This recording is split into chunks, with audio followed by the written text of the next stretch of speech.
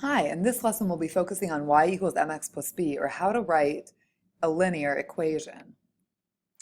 So linear equations have a lot of commonalities. You can write them in this form, y equals mx plus b. M stands for the slope, also known as the rate of change. It's always your multiplier, or your coefficient of x, in your equation. B is your y-intercept, also known as your start value.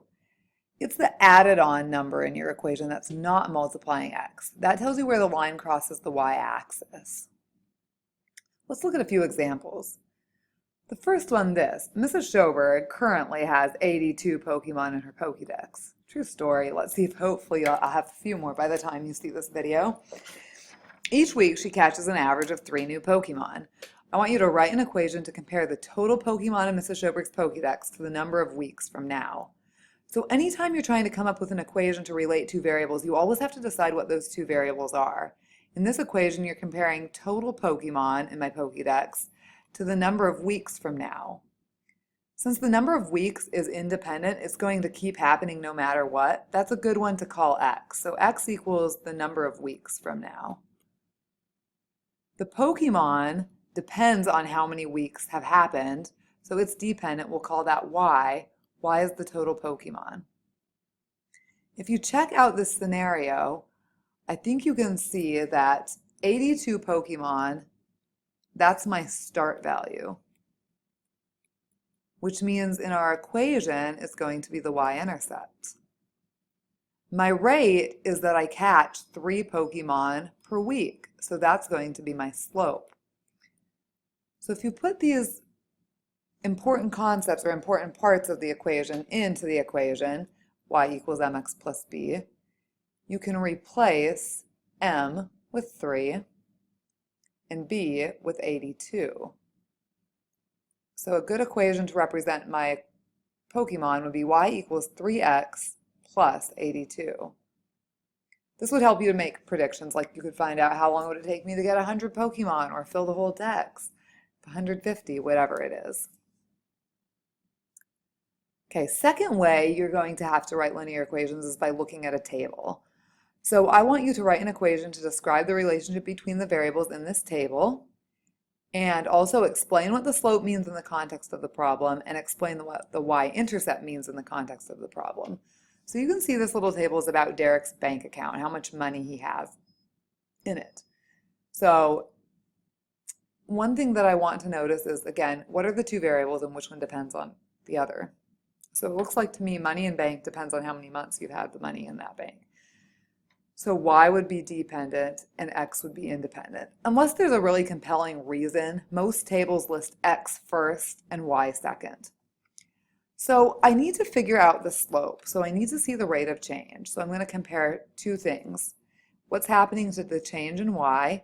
You can notice it goes from 2000 to 1750, so it goes down by 250. The change in x, it goes from 0 month to 1 month, it goes up by 1. So if we remember change in y divided by change in x for slope, it looks like, at least from the first set of ordered pairs, my slope looks like it's negative 250 over 1. But I'm going to check that a couple more times just to make sure. So it looks like the next time, 1750 to 1500, that also goes down 250. 1500 to 1250 also goes down 250. And each time it's going up by 1. So my slope is negative 250 over 1, or just negative 250. My y-intercept, so this is going to be m, my y-intercept is always my start value. Okay, whenever x equals 0, what's y? So in this scenario, you can actually tell on the table, when x is 0, y is 2000. So b equals 2000. Therefore, my equation could be y equals negative 250x plus 2000. And notice you were asked to say what these meant in the context of the problem. So it's important to know that this negative 250 slope, that's the rate of change. The money is changing, it's going down. He's losing, so Derek is losing $250 a month. So hopefully he'll eventually start making some money, because right now that's not a good sign. And that's the slope. the y-intercept, right here, the 2,000, you can see that that's how much Derek started out with in his account. That's what it means. So I should write this. Derek started with $2,000, and then he just kept spending it, and so far he hasn't added anything. Poor kid. All right. Last example, from a graph. I want you to write an equation for the line shown in the graph below. So again, we're looking for two things. We need to find the slope, and we need to find the y-intercept. So you guys have already gotten pretty good at finding the slope from a graph. So it shows you these 2 points. I'm going to make my little triangle. It looks like I rise up 1 and I run by going over 3. So my slope is 1/3. My y-intercept, that's going to be where my line crosses the y-axis. Right here, you can see the line graph is crossing the y-axis. So it's crossing at 4, or 0, 4. When I write my equation, y equals mx plus b, substitute in what you need, and we'll be left with y equals 1/3 x plus 4.